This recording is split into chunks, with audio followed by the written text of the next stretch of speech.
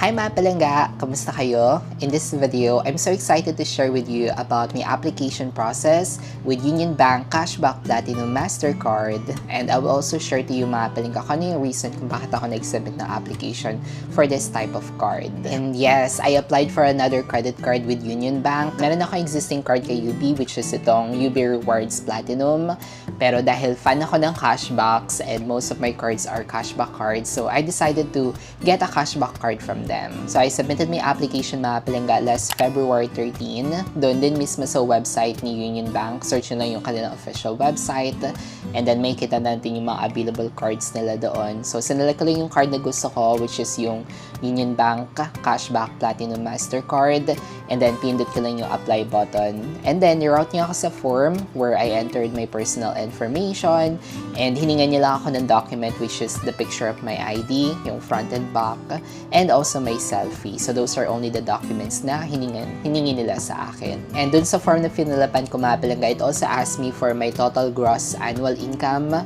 Pero hindi naman ako hiningan ng proof of income like yung payslip, ganon, or BIR 2316 or any proof of income. Di naman ako hiningan. Tinanong lang ako doon kung magkano nga ba yung total gross annual income ko. And sobrang naging smooth lang din ng process mga palangga. Gamit ko lang yung mobile phone ko sa web browser ng phone ko, submitting my application. Kaya sobrang bilis lang, sobrang smooth, saka sobrang dali niya lang i-submit. And after ko masubmit yung application na yun mga palangga doon sa website nila, I also received an email confirmation na they have received my application daw, and I should receive an update within 3 working days. Hindi kasama yung weekends and holidays, 3 working days daw. And naka-indicate naman doon yung application reference number ko. Pero nagulat ako mga palangga kasi on the same day, which is February 13, so di bali ginawa, sinabit ko yung application ng madaling araw ng February 13. Tapos nung hapon na on that day of February 13, nakareceive ako ng email update agad kay Union Bank na approve na daw yung aking application with Union Bank Platinum Mastercard. And nakakatuwa kasi same card din yung in-applyan ko and yun talaga yung gusto kong card. So hindi sila nag-decide whether kung ano yung card na gusto nilang ibigay sa'yo, kung ano talaga yung card na in-applyan ko. So that's exactly the same card na na-approve sa akin. Kaya I'm so very happy. And since meron ako existing card kay Union Bank, which is itong UB Rewards Platinum, almost 6 months ko na siyang ginagamit, itong card na to kay UB Platinum. Kaya naman meron akong access doon sa UB app na kung saan monitor ko yung mga transactions ko or na-manage ko yung mga cards ko kay Union Bank.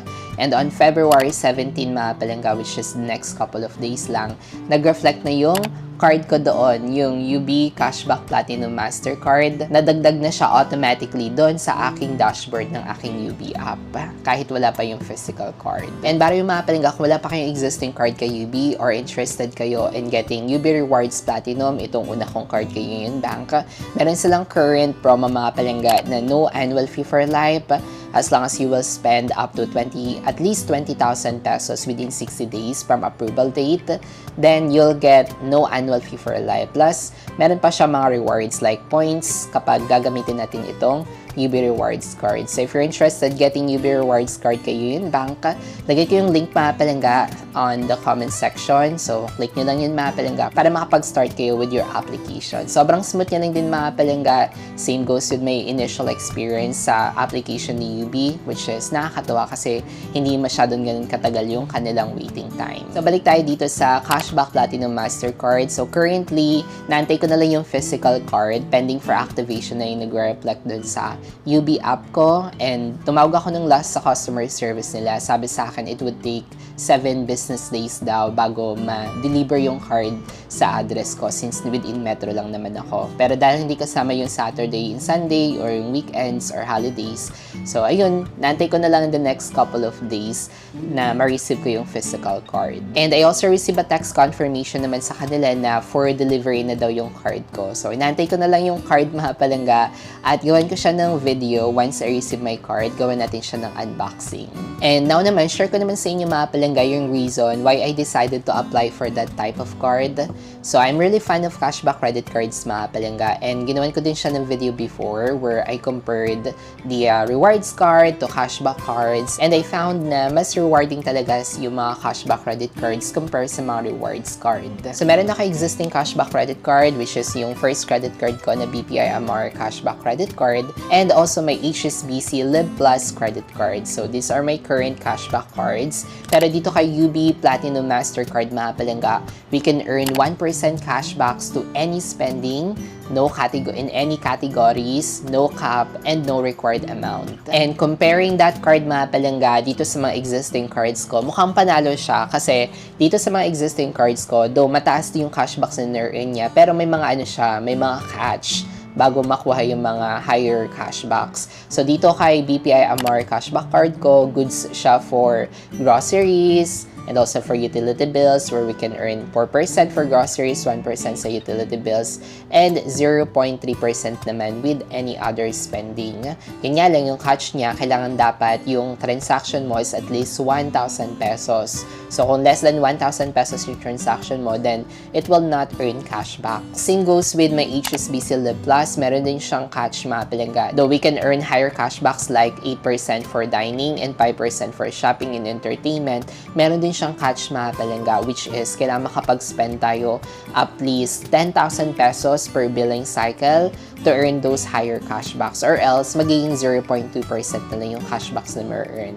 So most of cashback credit cards mga palangga is may mga terms, may mga spending categories na kailangan mo siyang ma-meet, or may required amount na kailangan mo ma-target bago mo makuha yung cashbacks. Pero in reality, kapag hindi mo siya na-meet yung ganong required amount, mababa lang yung cashbacks na makukuha mo. Kaya naman, I compared it to UB Platinum Mastercard mga palangga, where we can get cashback of 1% to any spending, no required categories, no required spending amount, at wala pa siyang cap. Kaya naman for me, mukhang mas better siya compared from the other cashback cards. So having that card mga palangga, pwede ko siya magamit sa ibang types of spending ko na hindi eligible, like hindi siya for groceries, hindi siya for utility bills, or hindi siya for dining or shopping. So, ang dami ko rin kasi mga spending na gamit ko na ngayon ng credit card. Kaya naman, mukhang magiging rewarding na lahat ng mga spending ko. Kasi meron akong option to use this UB Platinum Mastercard to any other spending with no categories and no required spending amount. And additionally, most of my credit cards mga palangga are Visa cards. So, this would be my first Mastercard na credit card. Kaya naman,